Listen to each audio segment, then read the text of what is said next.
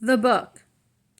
It is another part of the home mission to provide for the intellectual wants and welfare of the child. Children have mind as well as body. The former needs nourishment and training as well as the latter, which means mind and body needs nourishment and training. Hence, it is as much the mission of the family to minister to the well-being of the mind of the child as to that of its body. Civil law enforces this. Children have a legal as well as a natural claim to mental culture. In a word, it is the home mission to provide for the child all things necessary to prepare it for its citizenship in the state. Parents abuse this mission in two ways, either when they by their own indolence, indolence, and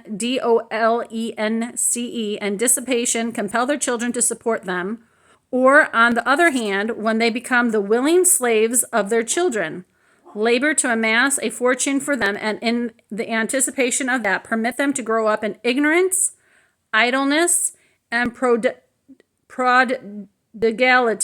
prodigality, fit only to abuse and spend the fruit of parental servitude.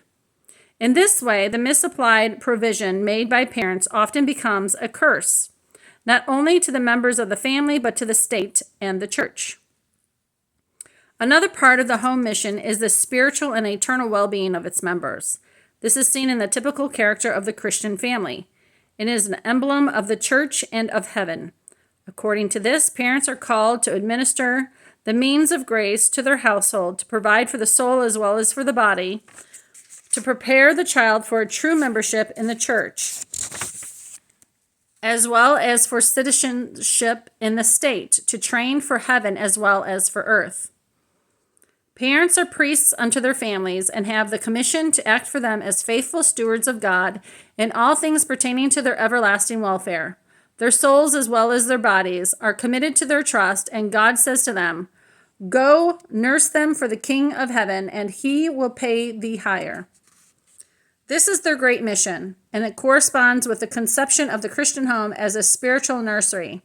The family is God's husbandry, and this implies a spiritual culture.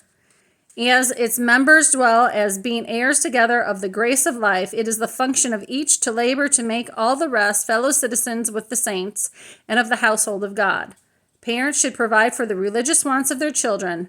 Mere physical maintenance and mental culture cannot supersede the necessity of spiritual training. Children have a right to such training.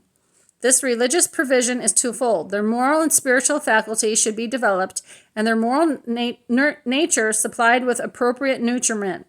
All the wants of their moral nature are to be faithfully provided for. The home mission involves the business of education of body, of mind, and of spirit, a preparation for the state, for the church, for eternity. It is this which makes it so sacred and responsible. And that is where I'm going to end today. Some more things to think about, even if you don't agree with anything that I just spoke. Take care. Have a great day.